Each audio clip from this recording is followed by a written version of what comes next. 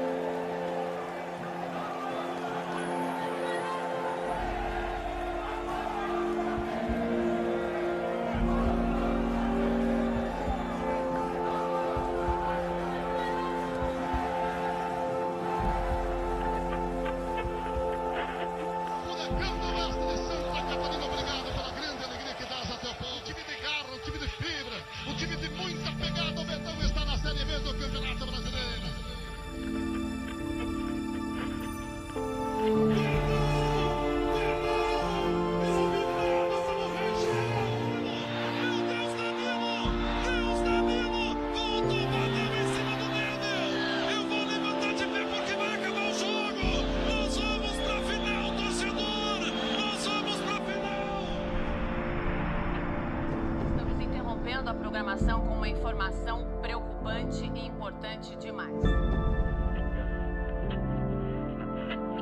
Chapecó amanheceu em estado de luto, muita tristeza por parte de torcedores. Não há informações precisas sobre mortos ou feridos.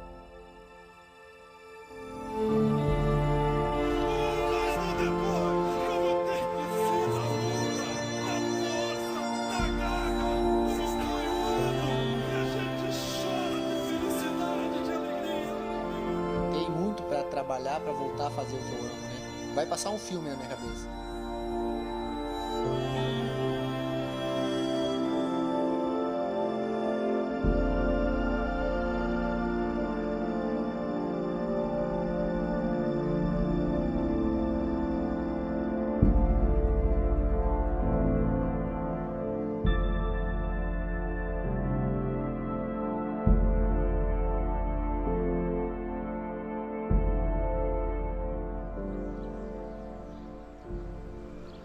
Chapecó ele tem uma particularidade, é um lugar pequeno, uma comunidade pequena, comparando com onde a maioria dos clubes, principalmente do Brasil, são grandes cidades. E próximo a Chapecó não tem clube nenhum. Desde a fundação, lá em 1973, sempre tudo foi com muito sacrifício, com muita dificuldade, principalmente financeira. Praticamente não era um time de futebol, eles montavam uma família, sempre montavam uma família e tratavam os jogadores de forma diferente. Tanto que eles se comprometiam de uma forma diferente também. Tínhamos diversas dificuldades. A primeira dificuldade é que não tínhamos um estádio adequado. A segunda dificuldade é que nós não tínhamos o número de habitantes que era exigido pela CBF na ocasião. Em 77, La Chape tornou-se campeão do estado, 4 anos depois de ser fundada.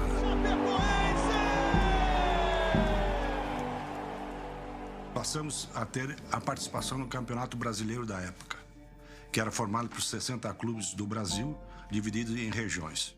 Não havia dirigentes, funcionários eram o mínimo possível, porque o orçamento era limitadíssimo. Nós tínhamos que montar um time que não sabíamos de como faríamos, pois era uma experiência muito nova e muito recente para uma cidade que não tinha mais de 80 mil habitantes. E nos anos 80, ela participou de muitos campeonatos catarinenses e ela sempre teve uma participação muito expressiva. Ela nunca foi constantemente campeão, evidentemente, porque os títulos vieram em 77, vieram em 96, 2007, 2011, 2016. Em 93, especificamente, ela começou um crescente forte. Quando eu vim jogar aqui em 1995, os meus filhos eram pequenos E as pessoas perguntavam para mim, os teus filhos torcem pro Inter ou torcem pro Grêmio Maringá? Não, para nenhum, cara, eles torcem pra Chapecoense. Mas a maior parte das pessoas era um grupo de amigos que queriam o bem da Chapecoense, sem interesse pessoal.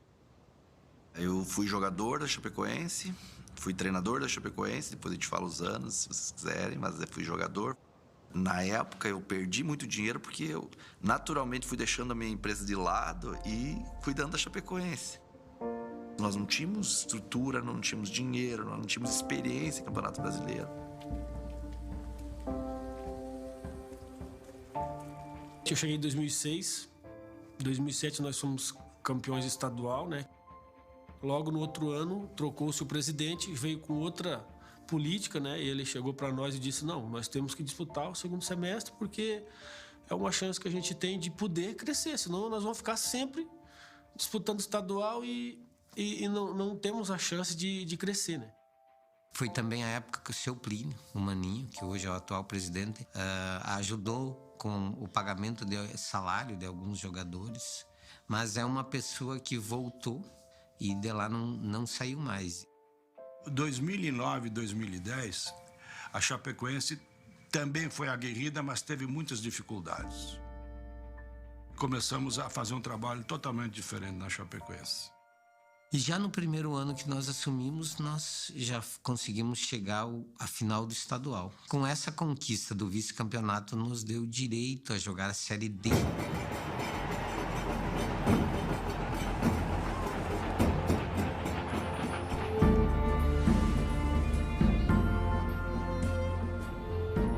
E aí começou essa história linda do time sair lá da Série C para a Série B, para a Série A. Primeiro tempo fraco, com apenas uma oportunidade de gol, marcado pelas faltas e pelas 2 expulsões.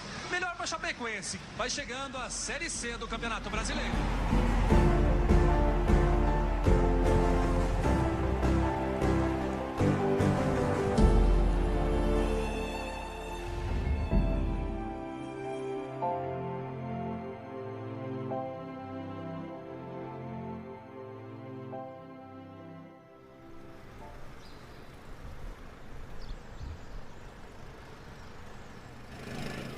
Paixão desde criança, desde pequeno venho pro estádio aqui, a gente sempre é acostumado com um time pequeno, um time que disputava campeonatos estaduais, sempre foi uma luta muito grande para a cidade ter um time profissional e jogar de igual para igual com grandes times do estado, porque o estado é um estado muito tradicional de futebol aqui, né? Santa Catarina. Na verdade, era um problema de todo time pequeno, porque não participava da elite do campeonato. Então, todo mundo, como gosta do esporte, gosta de futebol, obrigava-se a escolher um time para torcer na Série A do campeonato, né? Que era times grandes, Inter, Grêmio, Palmeiras, São Paulo.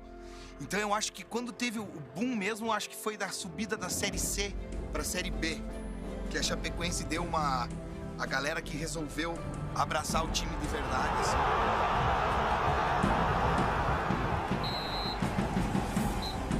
Chapecó merece. Vocês estão na praça ainda. Vibra que vocês estão na Série B, caramba!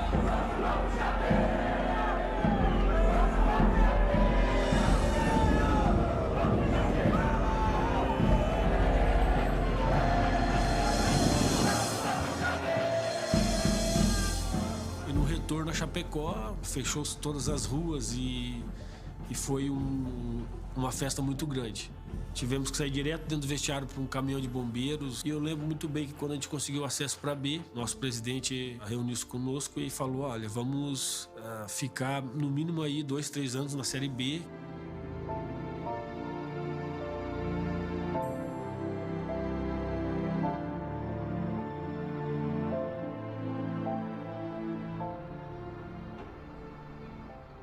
Quando a Chapecoense equacionou salários em dia, prêmios em dia, pagamentos também feitos, né, sem deixar atrasar, formou-se uma grande família e a Chapecoense automaticamente veio crescendo. E, como eu disse, em 2013, pegou o vácuo do Palmeiras, fazendo um campeonato muito estável e aí subiu para a primeira divisão.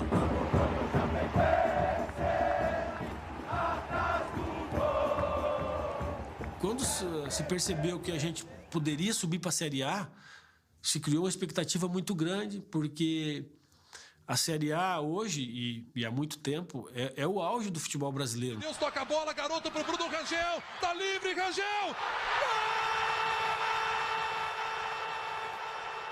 Então, para nós que não tinha estrutura nem para jogar uma Série B, tu imagina uma Série A. Felicidade! O homem incomodado! Bruno Rangel! Um gol quase sem ângulo! Pra elevar o espírito do torcedor! Muito feliz, dever cumprido. Acho que o gol Chapecó tá de parabéns. Grande festa, pode comemorar. Ele é Bruno Rangel! Ele tem sangue verde e branco!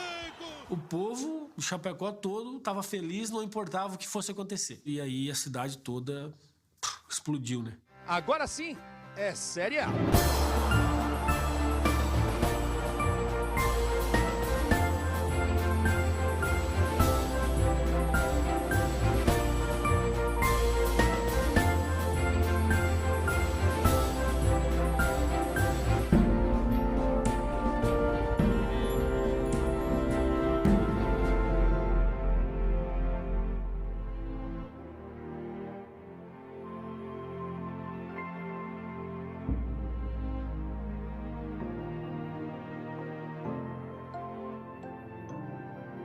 A gente está casada há 14 anos, temos 2 filhos.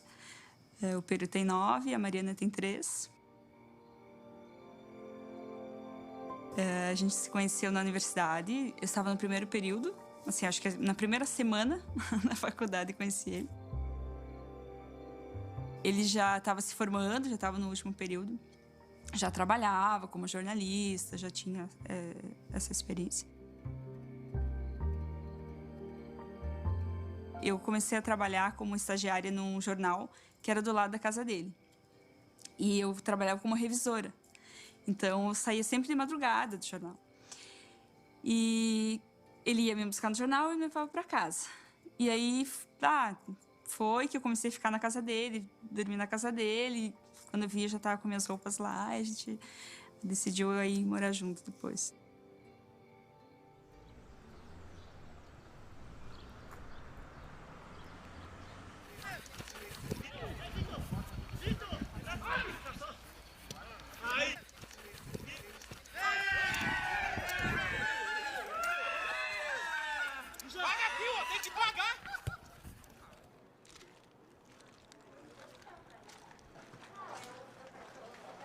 Cheguei no clube a primeira vez em 2013, no campeonato da Série B do Brasileiro. Era uma equipe forte, uma equipe fechada, unida, né?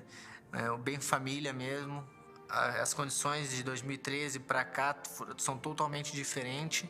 A equipe se estruturou realmente em alto nível, né? A gente que vem jogar para cá, o pessoal que vem para cá gosta de jogar aqui, gosta da cidade.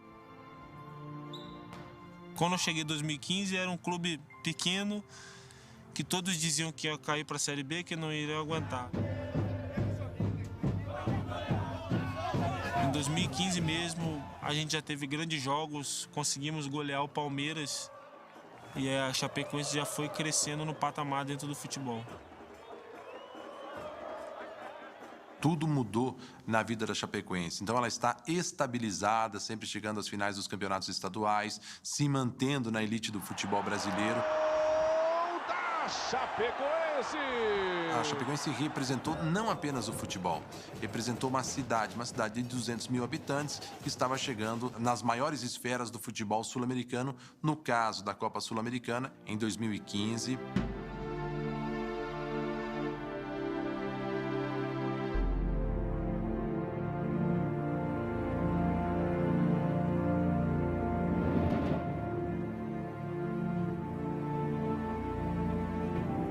Passamos da primeira fase, passamos da segunda fase e pegamos o River Plate.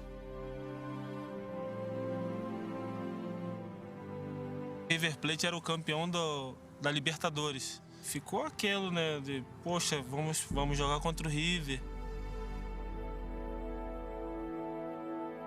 Estamos a buscar o plus de quem fez 2 grandes jogos contra o Libertad e ultrapassou. E está aqui para jogar e buscar também, por que não? Na Argentina fizemos um bom jogo, né? Por pouco, assim, a gente não sai com resultado melhor e voltamos a jogar em casa. Acho que cada jogador sentia que dava para ganhar. Mesmo a gente perdendo pro River Plate de 3-1, mesmo tomando muita pressão lá. E vencemos eles lá dentro da nossa casa com o estádio lotado, com 20 mil pessoas. Infelizmente, nós não classificamos. Ganhamos de 2-1, não conseguimos fazer o 3-1. Mas eu tenho boas lembranças desse jogo porque foi aqui onde tinha trave e eu perdi um gol cara a cara com o goleiro. Nossa! Por um detalhe, não conseguimos eliminar o River Plate.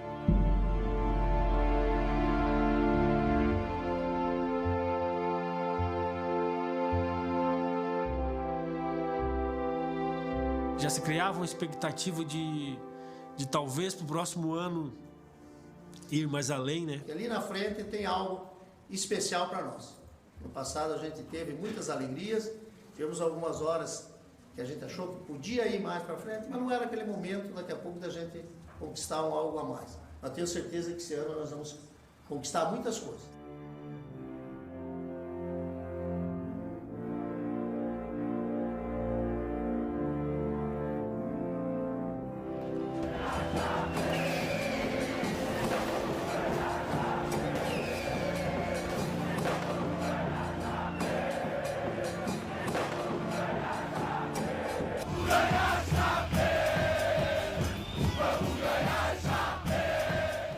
Do jogo de Barranquilha, um jogo que eu joguei contra o Júnior. Pressionar, tentar roubar a bola ali, sabe? Chamar o torcedor. Isso vai fazer com que inflame o torcedor e a gente crie uma atmosfera bem positiva desde o início.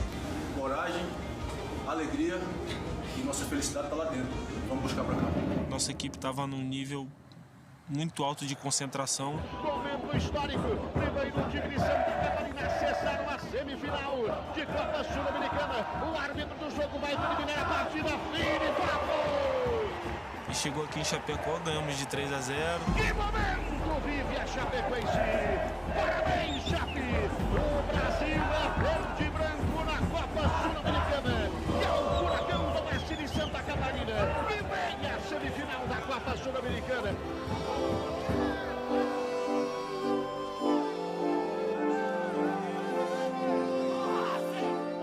Nada foi fácil para a Chapecoense, sempre foi muito no limite nossas classificações, por isso que se tornaram tão emocionantes e impactantes. Maravilhoso, a gente luta tanto exatamente para poder participar desses momentos. Quem acreditava, há 8 anos atrás que eu entrei na Chapecoense, que hoje nós estaríamos entre os 4 maiores da América. E aí, seguindo os confrontos, até chegar contra o próprio o São Lourenço.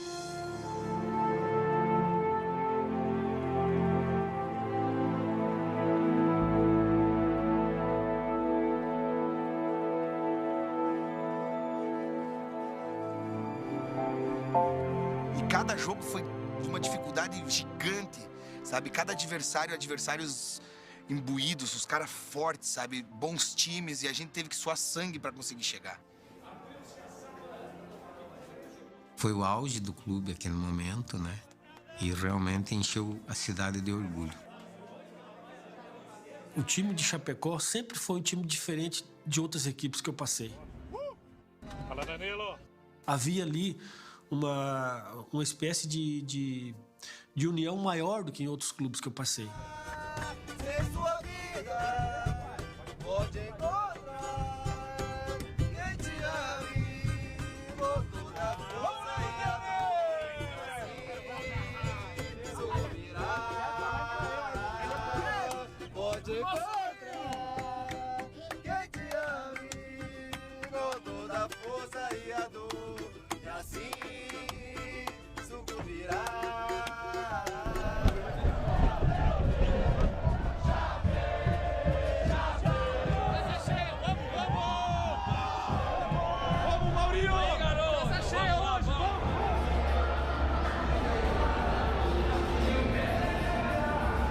Deus nos abençoe, rapaziada.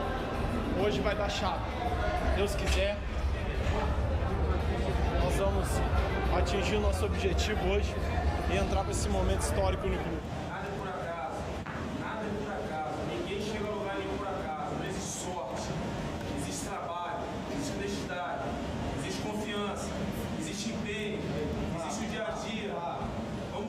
E não era o São Lourenço, era o campeão da Libertadores da América de 2014 que estava em campo. Era um grande do futebol sul-americano. A última bola do jogo. É a bola da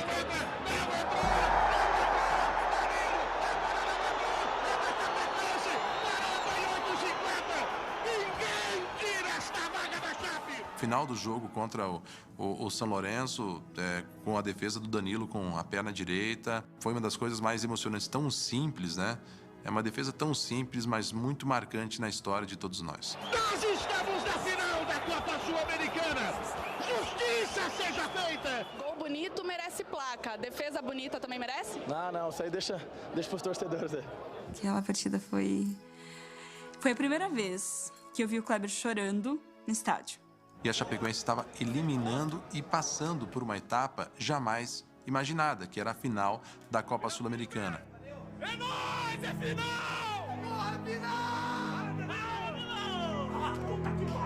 E tudo era visto assim como um sonho, como, né? Tu não parava mais de conquistar coisas, tu achava que não chegaria tanto.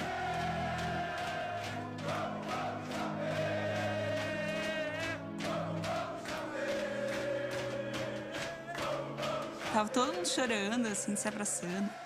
E aí eu lembro que eu abracei ele e falei que ele tinha mais do que chorar, sabe? Ele merecia poder chorar também e comemorar. E aquele jogo foi muito legal. Nós merecíamos estar nessa final.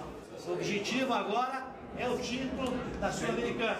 O adversário na final sai do confronto entre Atlético Nacional da Colômbia e Cerro Porteño do Paraguai, que se enfrentam nessa quinta-feira. Mas nenhuma das duas equipes assusta a Chapecoense. Chegamos aqui agora na final do campeonato, né? Agora vamos em busca do título.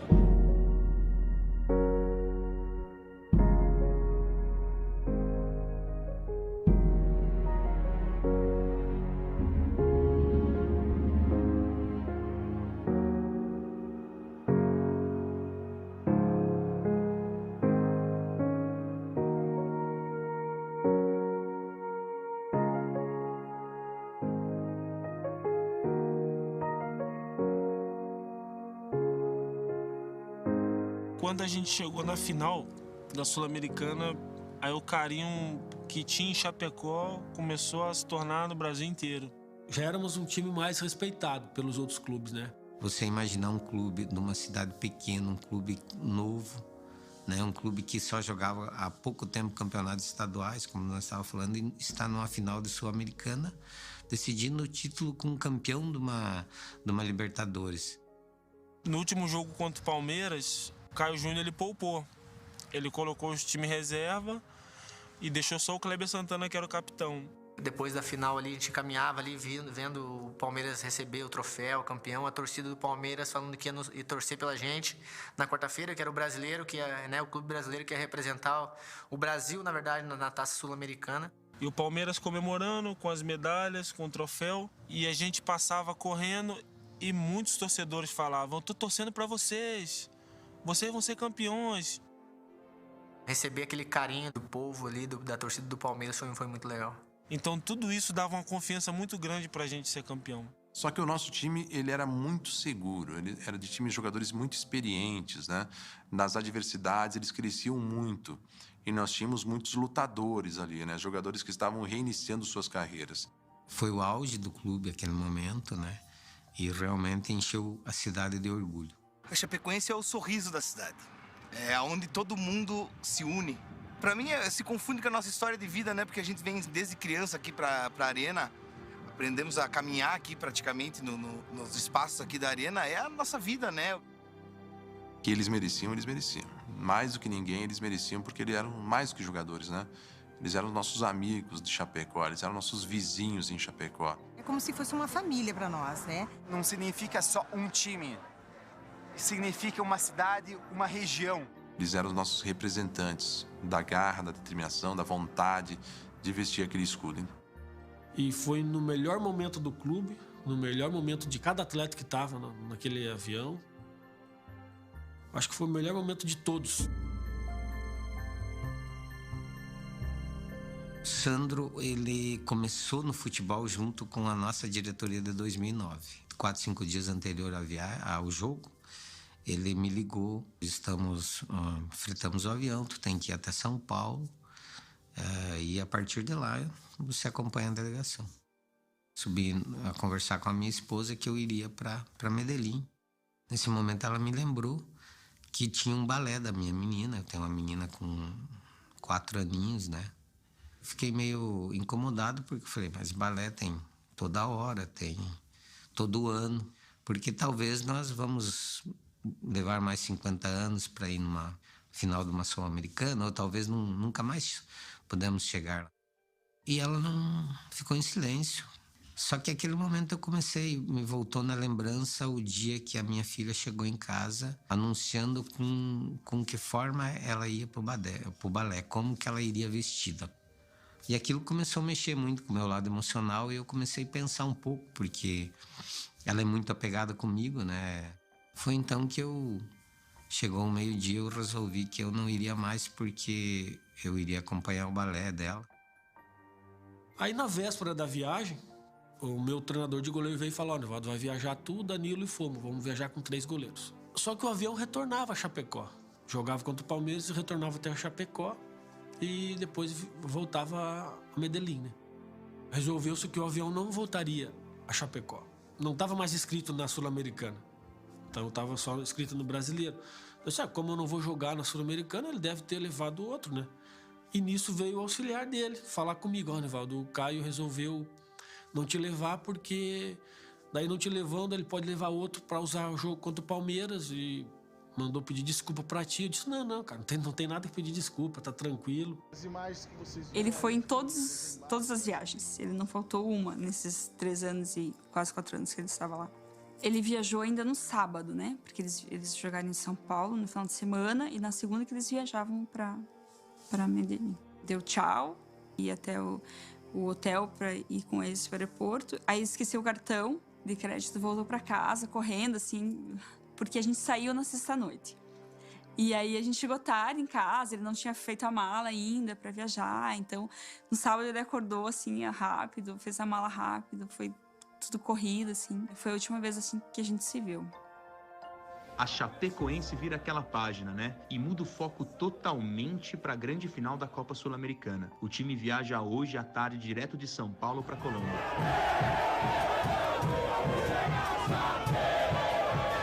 Era um clima de muita confiança que a gente ia conquistar algo que a maioria nunca tinha conquistado, um título da Sul-Americana. Naquele dia eu estava feliz da vida, fiz meu programa até às 10 horas da manhã, normalmente. Fui para o saguão do aeroporto, despachei minhas bagagens. Eu lembro que a gente estava bastante feliz, como era um momento inédito para o grupo, para a cidade, para o clube. A gente estava muito ansioso em poder chegar logo em Medellín para poder fazer o jogo.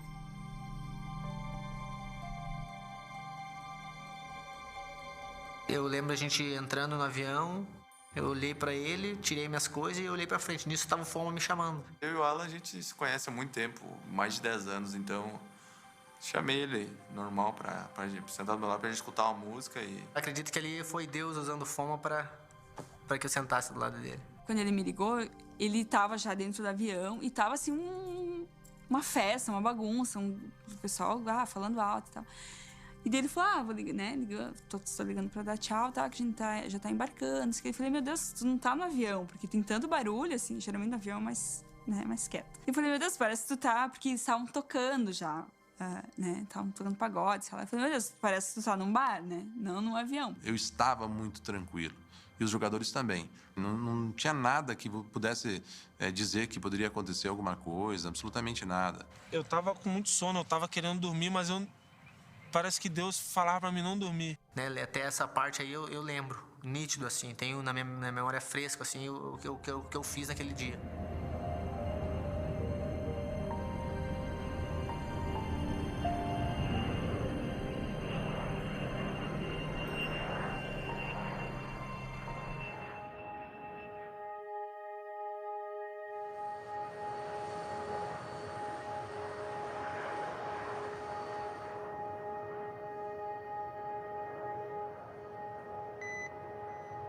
Recibí mi turno, trabajé normal, salí a mi hora de descanso y cuando retorné fue cuando ya empezaron como a notificarme de algunas variables distintas en la operación. Me comunica mi planificador que tengo una aeronave de la aerolínea de bajo costo que tenía una alarma de fuga de combustible.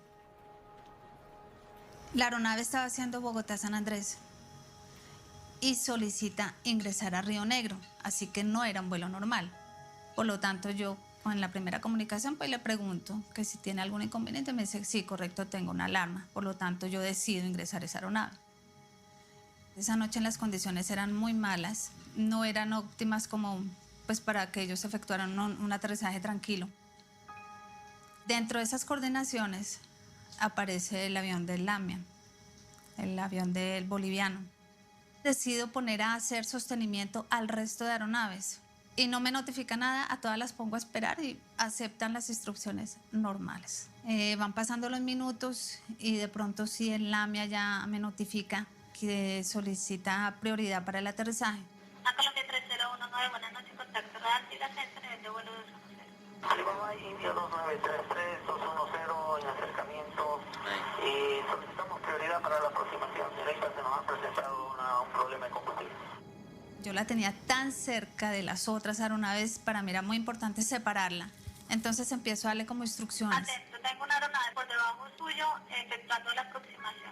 Pero veo en el radar que él no me hacía como caso en las instrucciones que le daba. Digo, algo está pasando con esta aeronave y empiezo a alejarle inmediatamente otras 3 que estaban por debajo de él. Anda 9771, mire de inmediato por su izquierda.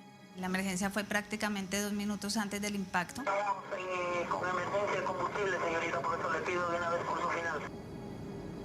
Lima India 2933 está en falla total, eléctrica total y combustible. Na hora que apagou as luzes, as pessoas perguntavam o que estava acontecendo, mas todo mundo sentado. Não entendi o que estava acontecendo. E esperava que alguém falasse alguma coisa, ninguém falou nada. E o piloto não falou nada. Mas se desliga tudo. Só acendeu luz de emergência. Fica um silêncio. O barulho do avião acabou. Empieza como un descenso muy rápido. Não tinha motor, não tinha nada. Tocou um alarme dentro do avião. Pi, pi, pi, pi. Hay un momento donde ya se pierde el radar. E aí depois daquilo, aí não lembro mais de nada.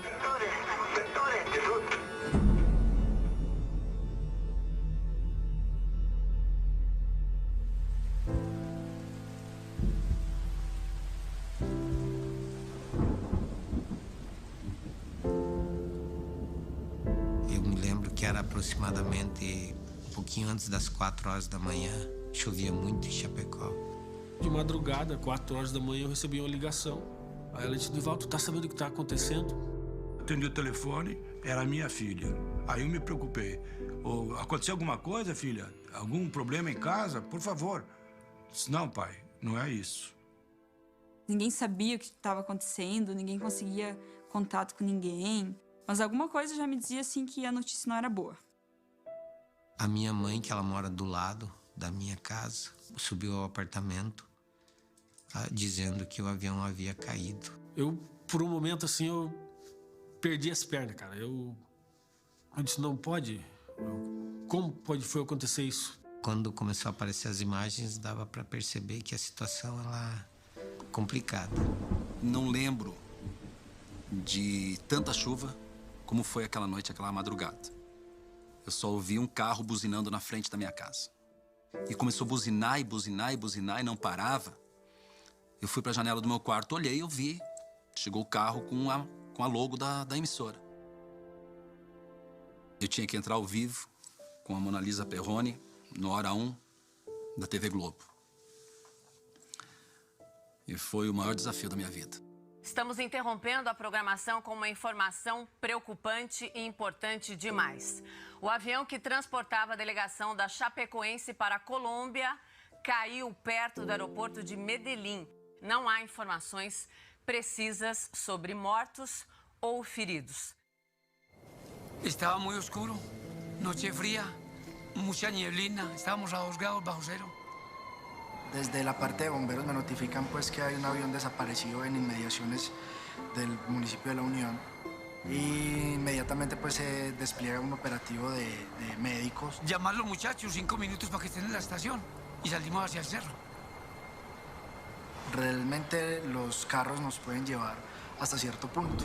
De ahí en adelante no hay camino y nos toca abrirnos paso en conjunto con los bomberos y la policía. Es complicado, porque uno sí conoce la zona, pero no conoce el sitio donde cayó la aeronave. Todo era como buscar. Llegamos pues como al sitio desde el accidente donde no hay mayor personal. Apenas hay unos bomberos y apenas estaba llegando el personal de defensa civil. Y lo primero que notamos, yo y el resto de los compañeros bomberos, es que no hay un olor a combustible, ¿sí?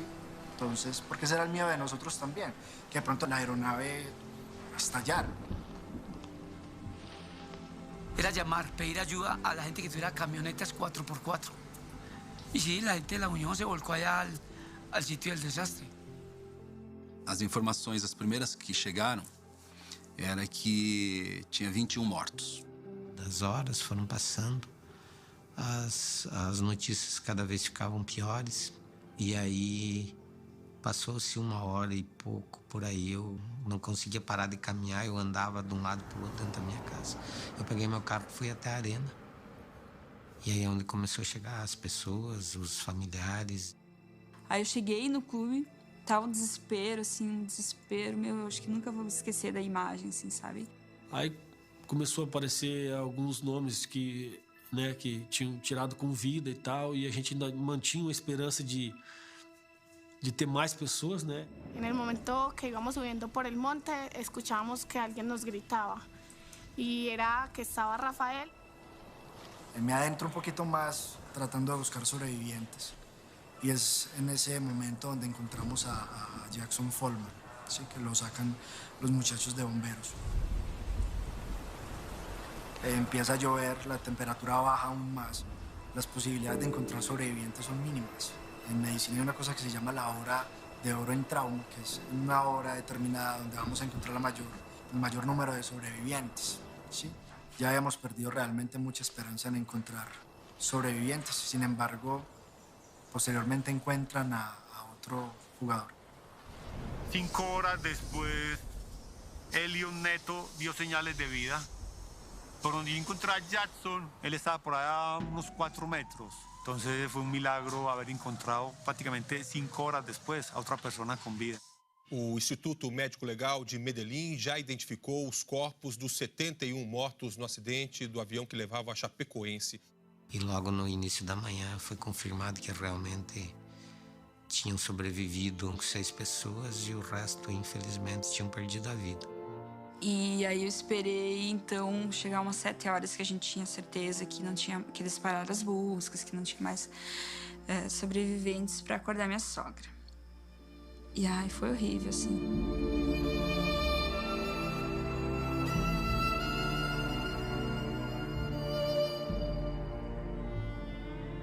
A primeira pessoa que me passou pela cabeça foi o Sandro, pela criação, pela amizade. Ele me chamava de...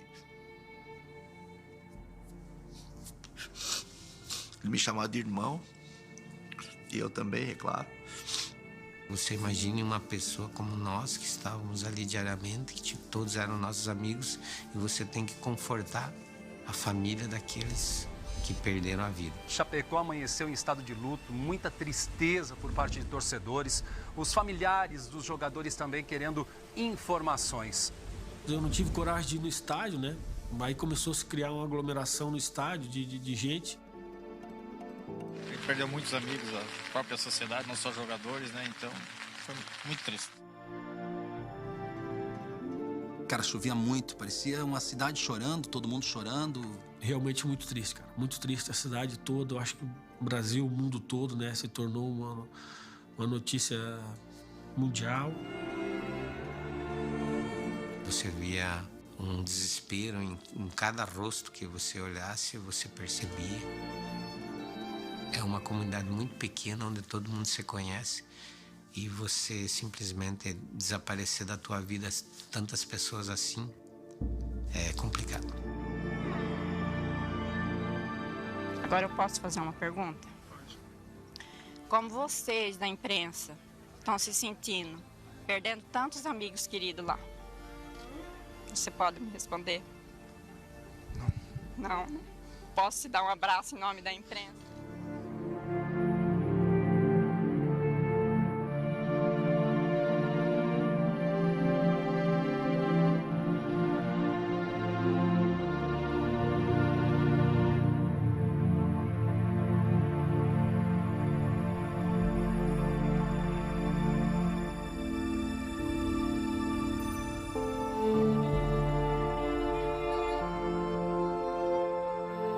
Mariana não entende, né? Que tem 3 anos mas o Pedro já ia me entender, assim. Aí eu acordei ele, né? Contei pra ele, já... Ai, tinha toda essa coisa, assim, que tu tem que trabalhar e né, explicar pra eles que né, o pai não vai voltar e que realmente né, eu não tinha mais esperanças, porque... Enfim.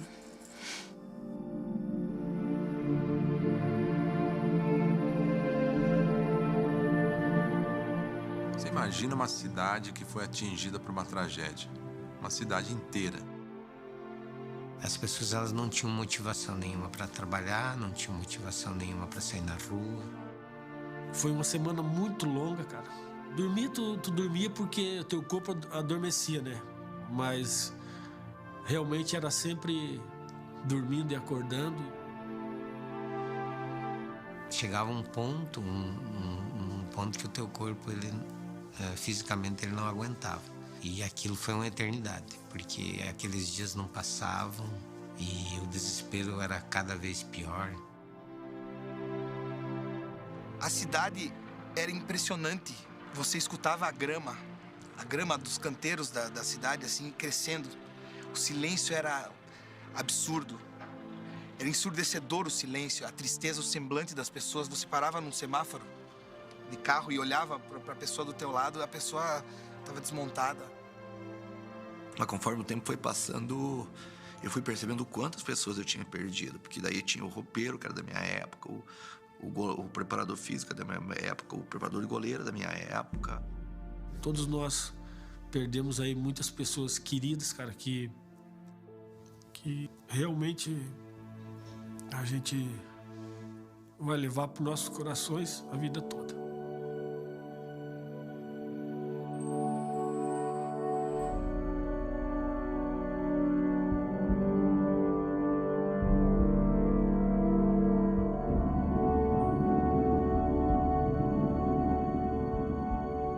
No alcanza a explicarse de verdad que lo que sucedió ese día.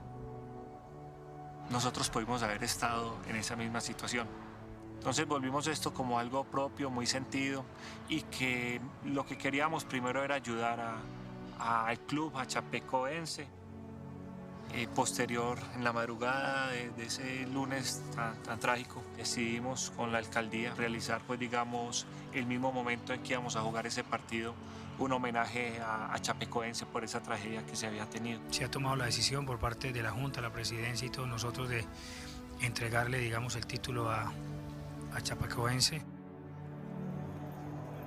Invitamos a la ciudadanía que quisiera venir al estadio como gesto de solidaridad, pero la verdad no dimensionamos de que iba a venir tanta gente y tuvimos que cerrar puertas casi 3 horas antes del evento.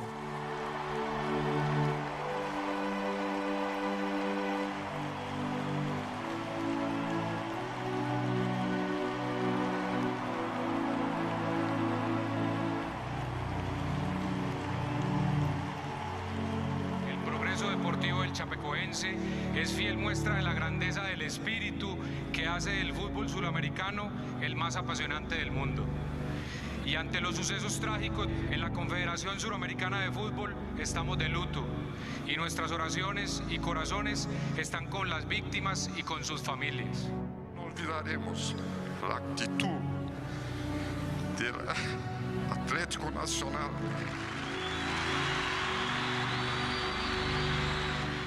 todos sus hinchas que pidieron que se concediera el título de campeón de la Copa Sudamericana al Chapecoense.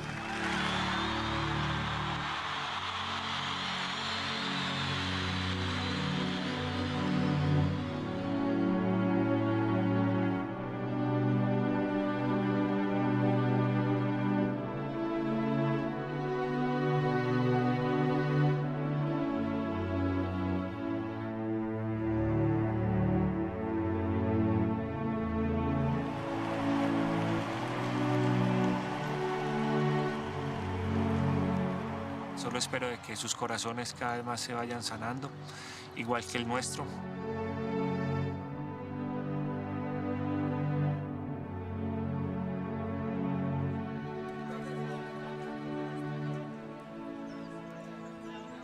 Boa tarde, Evaristo. Boa tarde a todos. Vamos começar falando da melhora do estado de saúde dos 6 sobreviventes, especialmente os 4 brasileiros. O Rafael Renzel, jornalista, abriu os olhos, está tentando se comunicar. O Neto, jogador, também melhorou muito. O Jackson Foman, o goleiro reserva, e o Alan Ruschel, que é lateral direito, eles tiveram uma melhora significativa no quadro de saúde. Agora há pouco aqui no IML. Eu lembro do meu pai no hospital, e lembro da minha esposa falando que vai ficar bem, vai ficar tudo bem, meu pai me mostrando foto, vídeo da minha mãe, falando vai ficar tudo bem. E aí foi quando eu comecei a perguntar pro meu pai, na verdade, o que estava acontecendo, né? E aí, eu acho que no dia depois, aí foi quando o médico acabou me contando o que tinha acontecido. Que eu lembro mais é quando minha família chegou no hospital.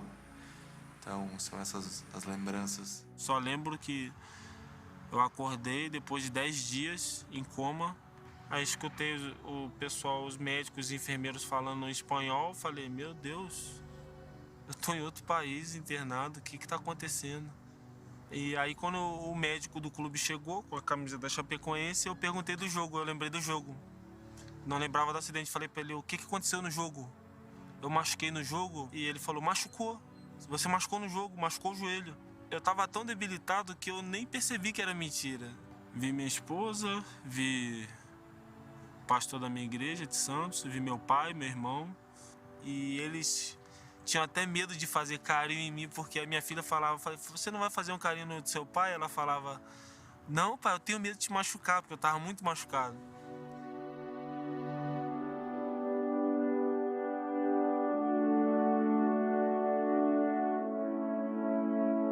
Meu filho de 12 anos, na época com 11, quando ficou sabendo do acidente, ele disse que não era para se preocupar, que meu coração batia no peito dele, que eu estava vivo.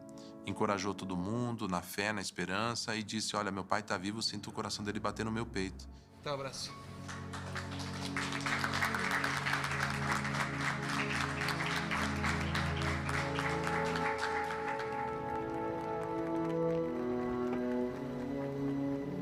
Os primeiros que chegaram foram o Rafael Renzel e o Alan. E aí, quando ele me viu, assim, ele falou o Kleberson. E ele começou a chorar muito, muito. E foi bem pesado, assim, sabe? É estranho essa coisa dos sobreviventes. É estranho. Porque é um sentimento muito... Ao mesmo tempo que tu tá feliz, né? Porque eles estão aqui, porque eles sobreviveram. E tu tá feliz por eles. Tem essa dor de saber que o teu marido tava junto e não tá aqui. Na verdade, é muito difícil, assim, quando eu encontro algum familiar ou alguma esposa, né, de jogador, assim, de atleta que acabou falecendo, porque eu tenho contato muito mais com a Letícia, que é a esposa do Danilo, porque a gente tinha uma amizade muito grande aqui. Eu, o Danilo e o Foma. A gente andava muito junto aqui. Frequentava a casa dele, ele frequentava a minha casa quase todo final de semana. Não tinha nenhuma pessoa que chegava aqui e podia falar mal do Danilo. Porque ele era um cara do bem. Ele até chamava nós assim de amado. O amado, mas ele era um cara muito amado. Né? Ele era um cara muito carinhoso. Ele não tinha maldade.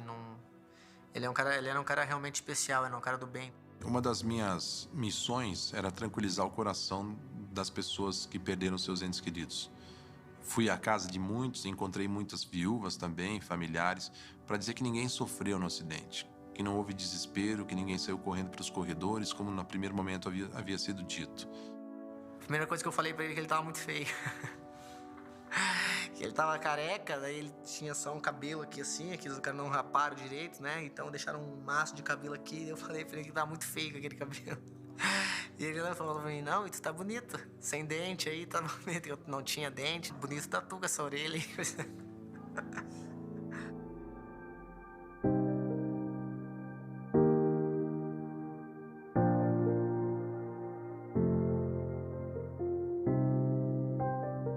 Cerro chapecoense acogió a 4 de los sobrevivientes del accidente el pasado 28 de noviembre. Hasta allí llegaron Alan Ruschel, Elio Neto, Jackson Follman y el periodista Rafael Hensel. Eu e Neto, quando chegamos no aeroporto, quando abriu a porta do desembarque, parecia que um parente estava voltando para casa depois de muito tempo. A Colômbia nos deu uma lição que vai ficar marcada para o resto da história. Nós não tínhamos ligação econômica, esportiva, cultural, absolutamente nada com Medellín e o povo colombiano. O mínimo que eu podia fazer era voltar até lá e agradecer eles. Eu fui como vítima porque eu queria ir lá rezar, eu queria conhecer, mas eu queria ter esse lado do jornalista de querer ir lá e descobrir tudo o que aconteceu. Eu acho que, sabe, aquele momento que eu precisava, assim, que foi importante, né? Que depois que eu saí de lá, eu me senti mais em paz, assim. Eu voltei exausta dessa viagem, exausta. Mas, ao mesmo tempo, foi bom saber que eu fui lá e busquei tudo que eu queria buscar, assim. Tive a oportunidade de ver os bombeiros que me resgataram, que me viram, que me resgataram primeiro. Conversei com o pessoal da caminhonete que me botou na caminhonete para me levar até a ambulância. Pude realmente agradecer, abraçar pessoalmente e poder dizer para eles o meu muito obrigado. Assim, acho que foi o momento mais marcante na minha vida, foi poder chegar lá e agradecer eles. Não há como saber se é sobre ontem à noite, melhor nem tentar entender. Olho para o espelho, já não penso em solução.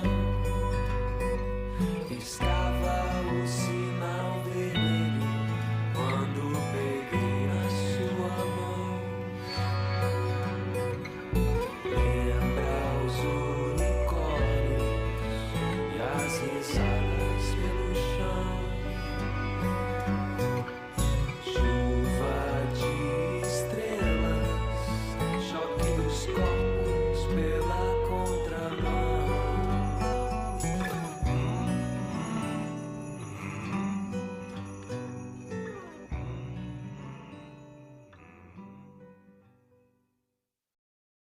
Foi muito maior do que uma pessoa que causou tudo isso, né? Teve muitas pessoas culpadas. Vejo também que agora não vai aliviar a minha dor. Dizer, você foi o culpado. Não vai mudar a minha dor, não vai trazer de volta. Então, prefiro que não nem conheça essas pessoas. En el reporte del Aerocivil, pues ahí muestran que no hubo combustible, no quisieron tomar los alternos. Entonces supongo yo que fue como el exceso de confianza. Y aún todavía me pregunto por qué la tripulación nunca me notificó desde un primer momento que tenía un inconveniente. Y aún así, sin combustible, a 21.000 pies que ya tenían 2 motores menos, aún así no me decían nada. Até de quem já havia abastecido o avião e sequer informado de que não havia mais combustível nos outros pousos que foram feitos, né, com o mesmo limite de combustível. Isso falta de informação. Alguma autoridade falhou muito isso. Também o plano de voo que foi aprovado em Santa Cruz de la Sierra para atravessar a América de novo, repito, né, com o tempo da viagem ser o mesmo da capacidade da aeronave, da autonomia da aeronave, do piloto, enfim, uma série de erros. En tránsito aéreo se manejan como 2 conceptos. Uno es la prioridad y el otro la emergencia. La prioridad, pues que la aeronave, según la normatividad, en caso por lo menos de combustible, se requiere que tengan mínimo 1 hora y 45 minutos para sostener en estos vuelos internacionales. En la emergencia no, en la emergencia pues ya te dice, tengo aproximadamente 15 minutos. Igual hay un margen de tiempo de todas maneras y eso lo manejan todas las compañías. La emergencia fue prácticamente 2 minutos antes del impacto. Igual ya la pista estaba libre desde el primer momento que él me dice prioridad. Nosotros ya teníamos prácticamente todo eso desocupado, todo para atender esa aeronave. Condenar, não condenar, quem somos nós para condenar, né? Quem fez e quem tomou qualquer tipo de decisão. Eu acho que a ganância foi a grande culpada disso. É igual o homem que bebe e dirige. Ele bebe e sempre dirige e nunca dá errado. Mas vai ter uma hora que vai dar errado. Yo me siento tranquila en ese sentido. Siento que hice las cosas como las debí haber hecho. Utilicé todos los procedimientos que estaban establecidos para eso. Utilicé todo mi experiencia, mi profesionalismo, mi tranquilidad, mi sentimiento de saber que también soy mamá y de un piloto. Y utilicé en ese momento todas las herramientas que tuve a mi alcance y en ese sentido me siento tranquila.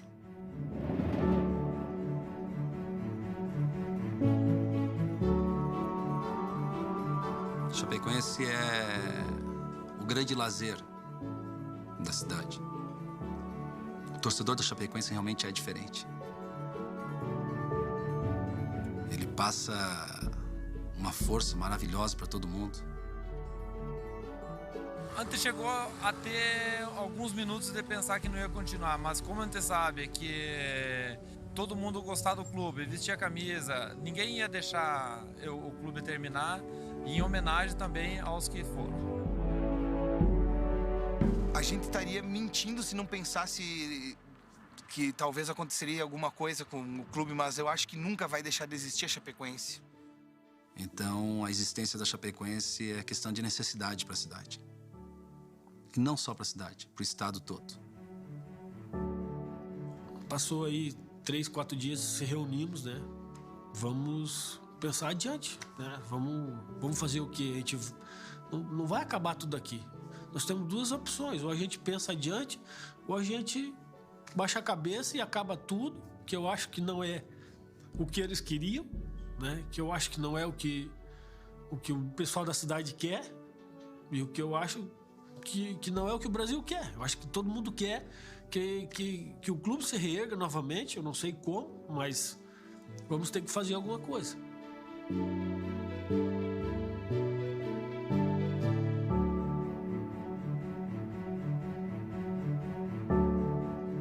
Eu recebi o convite do seu Plínio, que é o presidente, para trabalhar lá no dia que eu estava pegando os pertences do Kleberson. O seu Plínio me ligou e perguntou se eu tinha condições psicológicas assim, de trabalhar lá com eles. Quando eu fui para o clube, eu podia ajudar. Eu me sentia menos vítima lá dentro. Porque a dor era tão grande que lá eu podia abraçar, eu podia, sabe, consolar as pessoas. Então me fez muito bem eu estar lá. Porque eu acho que eu me tirei um pouco essa coisa assim, eu estava só recebendo esse carinho e eu podia dar também. Acho que se eu não tivesse filho seria muito pior, sabe? Porque eu acho que é por eles que você, às vezes, cria essa força, que você tem essa vontade, assim, por eles. Faz bem, me faz... porque às vezes tu tá destruída e tu pensa, não, eu tenho que passar segurança pra eles, eu tenho que mostrar que eles não têm mais o pai, mas eles têm uma mãe aqui, sabe? Que vai lutar, que tá aqui do lado deles. E nós tínhamos praticamente 20 e poucos dias para formar uma nova equipe. E nós ficamos com 3 atletas. Nós temos que contratar no mínimo mais 25. Por muita sorte, o Ney também não estava na viagem, né? Que é o nosso diretor de futebol hoje. Tivemos a mesma ideia, não, vamos tocar o barco, não podemos parar. Eu acho que nós vamos ter que dar um jeito e arrumar uma solução. Rapidamente foi montada a diretoria porque nós sabíamos que tínhamos pouco tempo para montar uma equipe, porque o campeonato catarinense já começaria no início de janeiro. As pessoas entenderam que a minha pessoa seria a pessoa a conduzir a Chape. Eu aceitei como uma missão. Muitos clubes brasileiros nos ajudaram, né? Porque se você não tivesse a ajuda de alguns clubes do Brasil, você não teria condições financeiras para contratar aí 20 e poucos jogadores. Foram de um gesto de solidariedade incomparável. E quando existe esse comprometimento na vinda desses atletas, você só pode esperar coisas boas.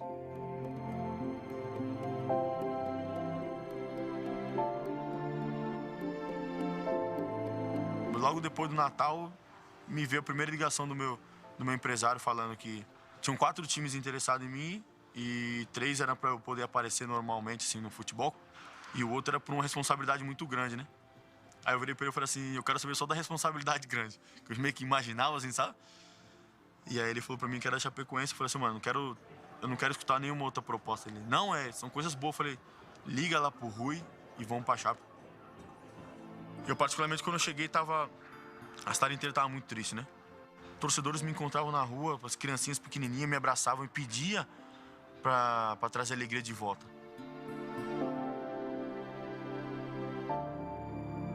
Hoje, nós estamos muito felizes pelo que está acontecendo com o novo clube, né? Esses atletas que hoje fazem parte da Chapecoense, todos eles vieram escolhidos a dedo. Não foi assim, qualquer clube, não, leva esse jogador que nós emprestamos, não. Todos eles que vieram, a gente fez a mesma pergunta para eles. Tu sabe qual é o clube que tá vindo jogar? E não, eu sei e eu vou, é porque eu quero.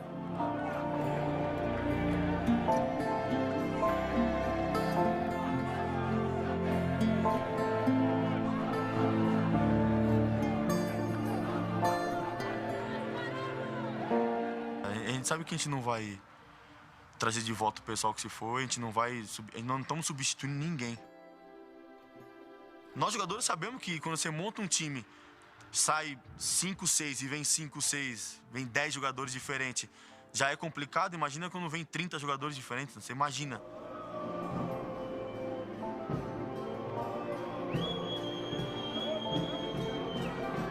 No primeiro jogo aqui foi muito emocionante. Nos primeiros jogos do Campeonato Catarinense foi muito emocionante, da Libertadores, da Recopa. Ver a alegria do torcedor pra gente é maravilhoso. Tanto que eles sofreram e estão tão felizes agora do que nós estamos fazendo por eles.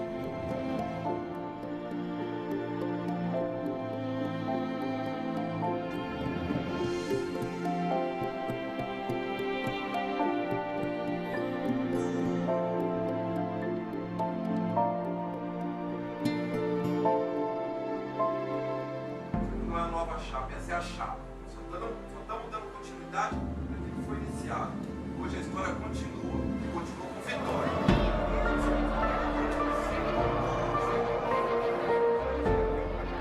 Pouco mais de 5 meses depois da tragédia na Colômbia, a Arena Condá voltou a ficar lotada. Dessa vez não para chorar, mas para ver Arthur Moraes levantar a taça de campeão catarinense.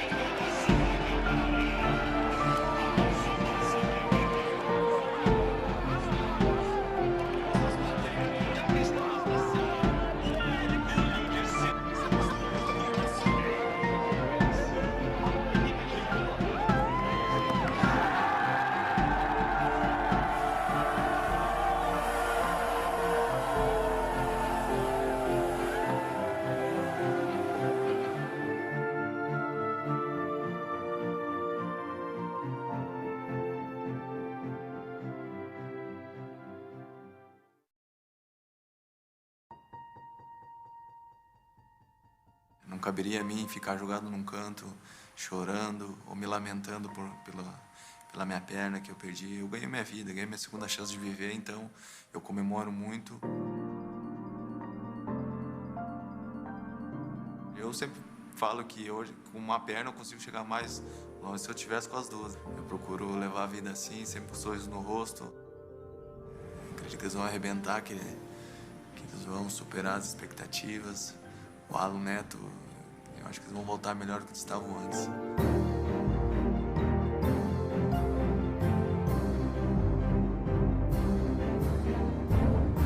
Vou voltar a jogar. Vou voltar a jogar, não sei quando. Talvez esse ano, talvez ano que vem, mas eu tenho muita fé que logo, logo eu vou estar dentro de campo de novo.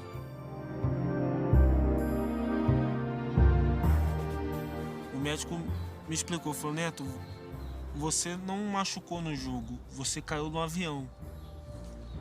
Você teve lesões, eu tive lesão no joelho, na coluna.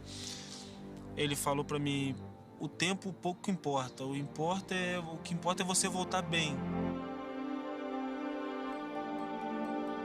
A partir do momento que eu saí do hospital de Chapecó, já foi onde eu já botei na minha cabeça que queria voltar a jogar, né? Que eu poderia voltar a jogar e que teria grande possibilidade disso acontecer.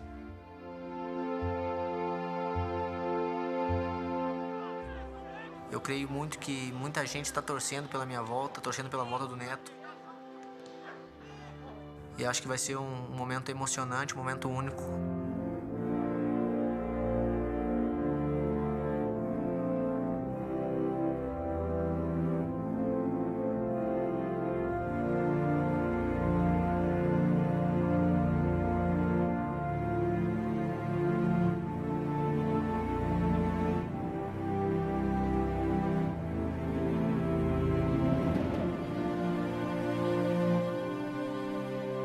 Na verdade, eu vou estar realizando um sonho, né? Pela segunda vez. Eu realizei o primeiro há 10 anos atrás, que foi quando eu me tornei um atleta profissional de futebol. Estou jogando contra o Barcelona, né? Que não é qualquer time, né?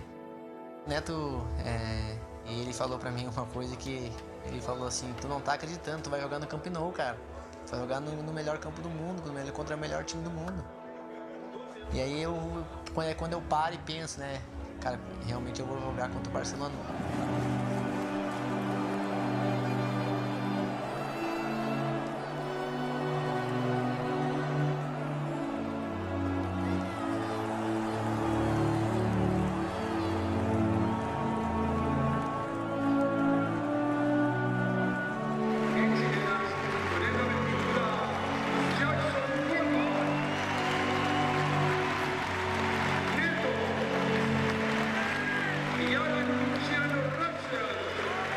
Na verdade, vai passar um filme na minha cabeça, né? Vou pensar em muita gente ali. Vou pensar nas pessoas que se foram, né? Vou pensar nos meus amigos, no Neto, no Foman, na minha família. Eu quero ser esse exemplo bom para as pessoas. Quero ser esse exemplo bom de superação, esse exemplo bom de vontade.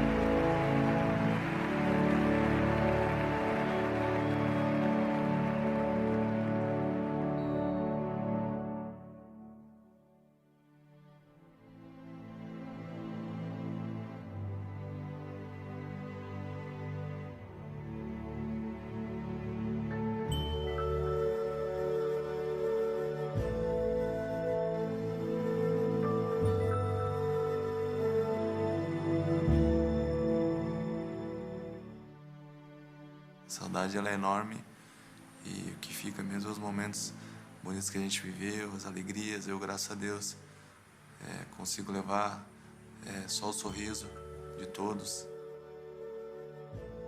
O Pedro vai ter essa lembrança dele, né? A Mariana já não vai ter, porque é pequena.